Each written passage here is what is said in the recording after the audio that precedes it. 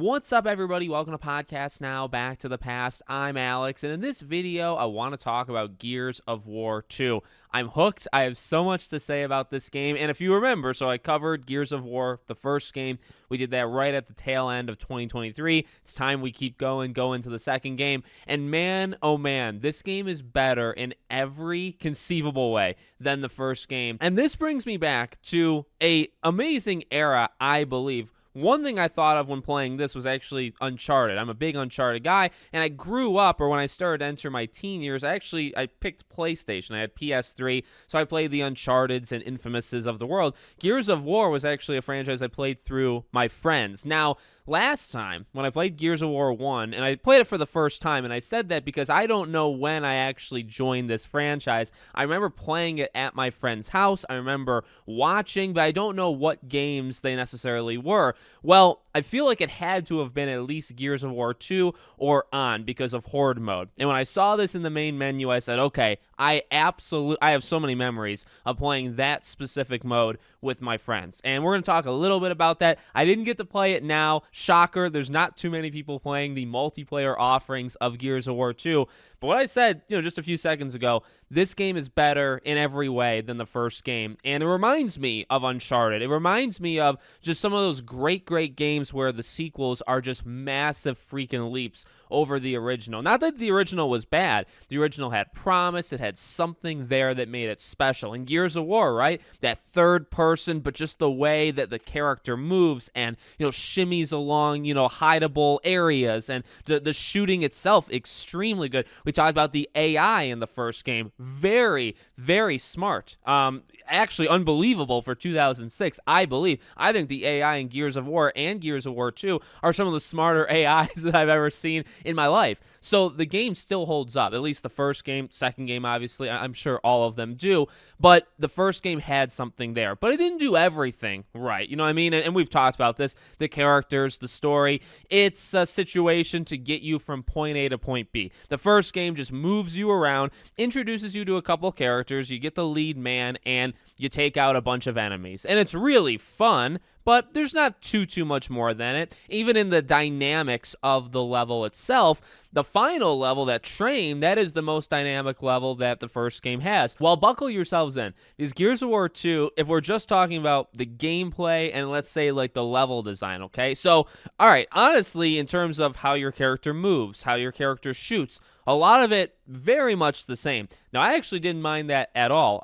I immediately got into it, and you could probably see from the gameplay I'm showing, I'm sure I have some bad moments, but overall, I flew through this game, not because I rushed it, but because I was nailing it. Headshots consistently. I died a few times here and there, but overall, I had a much easier time going through this game than the first, and it's not necessarily because this game is easier, it's because I was more used to it. Once you get into it, we talked about this with the first game, the only thing I really don't like still is the running, the camera shaking. Like, I don't get dizzy or anything, but I mean, it's just, I don't know, I've never been a fan of that. It doesn't really work for me, but it makes you kind of feel like you're more in the action, right? Like it's more kind of all over the place, right? It's more like gritty.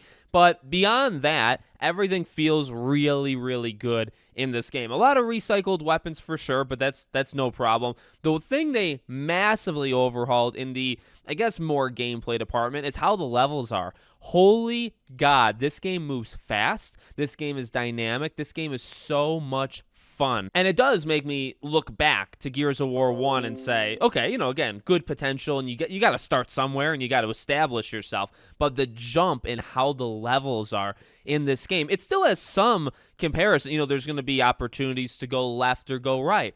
And when you do that, it's going to actually be pretty different depending on which one you do. You might be supporting the opposite person, you might be in a turret, or you might be waiting for the person with a turret. You have those things, and you had them to an extent in the first game, but also all the on-rails stuff in the second game is awesome. Again, just how the levels kind of move, right? There's more things to mess around with. There's a level where you're pulling a bunch of levers, and hideable areas, right? Like cover areas will pop up or go down, and you can kind of base how you're going to handle the entire level or the situation off of that. Like I said, on rails, there's so many moments where it's big, like it's big scale kind of energy where you're riding different machines or even creatures and you're taking stuff out, and you got to watch your right, then you got to go to your left, which is classic for that. Like I mentioned, Uncharted, it reminds me so much of it. Not necessarily, I mean, like the level design, I guess, right? Always moving, very quick, very like things are happening on the fly. Things are dynamic. Dynamic is probably the word, right? That was, I would say, that magic kind of recipe from the first game in a franchise to the second game in a franchise in that late 2000s period. Was they try to make it more dynamic, try to make it feel better, try to make it just where you're not necessarily that you were bored before, but that you're always freaking moving. And I think they did an excellent job. Like, I know I'm not going into too many specifics, but this game flew, and this game didn't have a weak level. Like, I just enjoyed every single level that you play. And by the way, again, as I did with the first game, I only played this single player. You can play the entire thing co-op as well, right? Which you could say, I mean, the game is probably designed for it. You know, in the first game, I mentioned that the enemy AI is very good, but the companion, your companion can be either the smartest thing you've ever seen or the weakest, right? In the first game, if your companion was kind of left behind, they can't catch up to you. You could be in a gunfight versus like 15 enemies, and you're supposed to have the second person,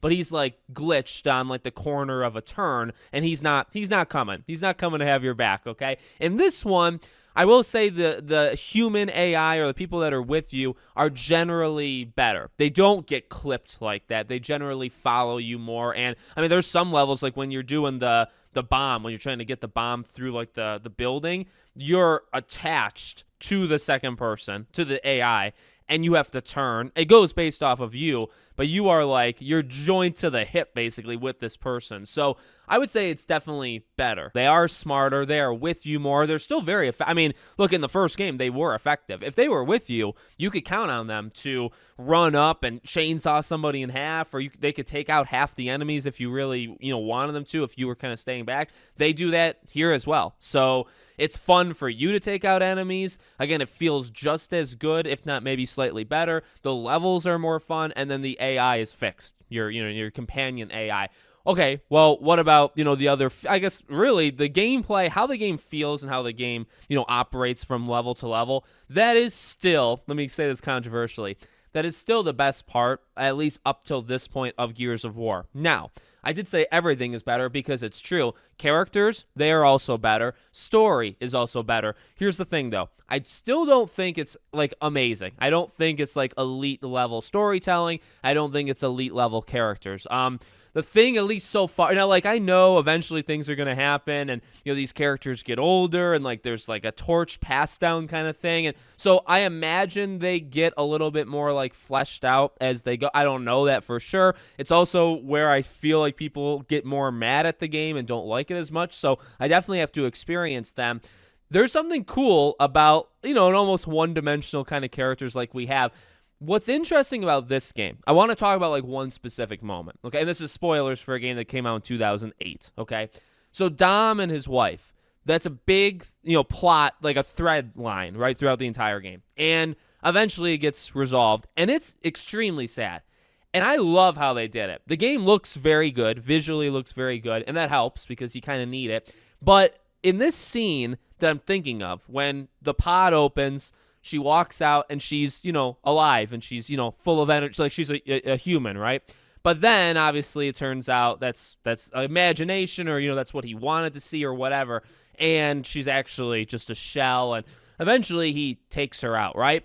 So that scene, number one, again, like beautifully done, I suppose. That scene, I think, is carried by characters not talking. Now, it's not a massive criticism of the voice actors themselves. I think they always do fine, but I don't think, again, they're like massively elite. I think Marcus, even though, again, the game is 2008, and the game, doesn't look like it came out just like right now, but it still looks pretty darn good. The emotion that comes from their face in that scene is beautiful. You could see the hurt from Marcus's face about Dom, where it's like, this is my brother in arms.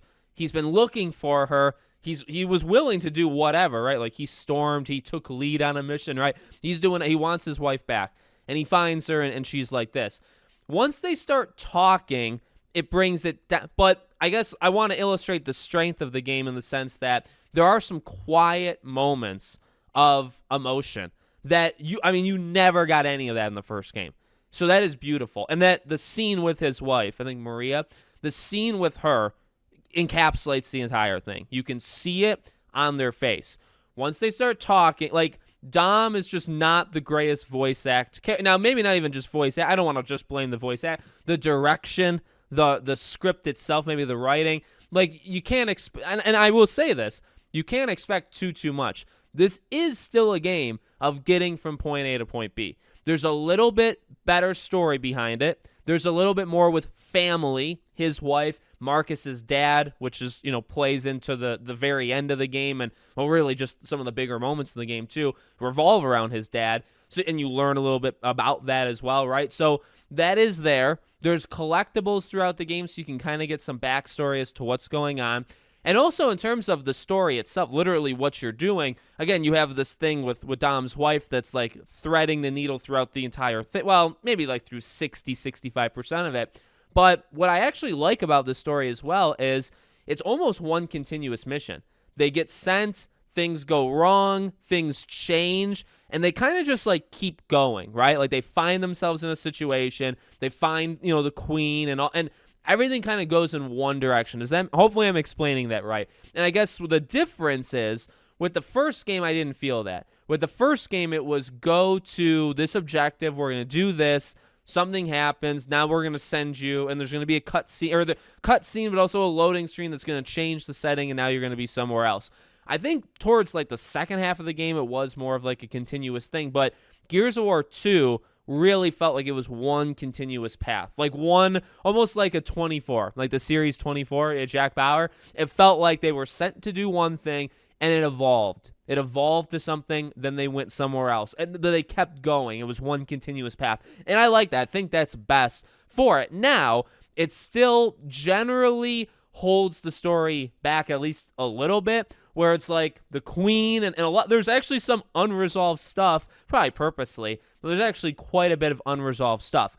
But it's kind of because the situation changed. Like they're doing one thing, but then they see a threat that's kind of bigger or more immediate, and they're like, oh, we should probably stop this gigantic worm monster, right? Like, let's do this first. And that's kind of how the story goes. So in a way, it works for the franchise because I think it makes more sense than kind of jumping them around and doing all these different missions. It works better. But it also is like, oh, it's almost like ADHD, right? Like they see something that's a bigger problem, so they have to go, or they get sidetracked, and so that's like their new objective, just like that. And again, like I don't think it's ever been Gears of War's strength. I mean, correct me if I'm wrong. I'm not saying it's terrible. I think the story is serviceable. I think the characters are fine. I mentioned Marcus Phoenix. Like, I do like him. I like the character overall. I like the kind of leader that he is, and there is definitely more depth with him. So I mentioned, some of these emotional moments are best with like facial and not talking so much. But there are a couple times where they'll lose people, and his kind of rage of like just having enough of losing people that are close to him, or like the rookie, right? The one that you're kind of training in the beginning to set up the tutorial, you're training, and this guy is completely out of his league, but he's doing okay. And Marcus kind of is watching over him and telling him what, and then eventually, he dies. And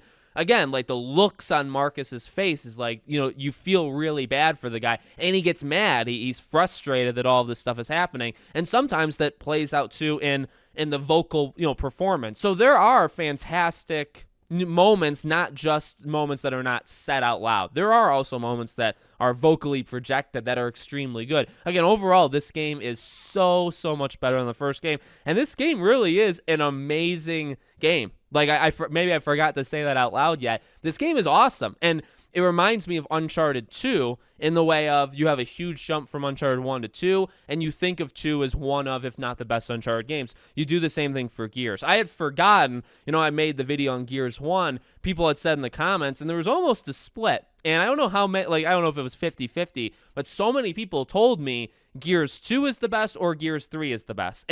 But I'll be honest, I forgot that. And I think I convinced myself that they only said Gears, you guys only said Gears 3. So when I went into Gears 2, I was expecting it to be better, but I was like stunned. In fact, I was playing it here, like in my computer setup. I had my Xbox, set up, and my wife is sitting, kind of diagonally on the couch, and I would and she doesn't care, but I would turn to her and say, like, this game is awesome. And I mean, this is a game that's 16 years old at this point, but I would turn and I would be like, I can't believe how good this game is and it holds up. And just thinking to myself, like, man, it's good. Like, I'm very happy that I've finally done this. And like I said, I don't know when I experienced, I did experience some story of these games, but I don't know when it is, and it hasn't been yet. So I've played Gears of War 2 basically for the first time. Now, in terms of, the multiplayer, as I said, there's not too much you can say. There's not people playing Gears of War 2's multiplayer. I assume it's just an extension of the extremely rock-solid gameplay. And then you have the Horde mode, which I do remember that was a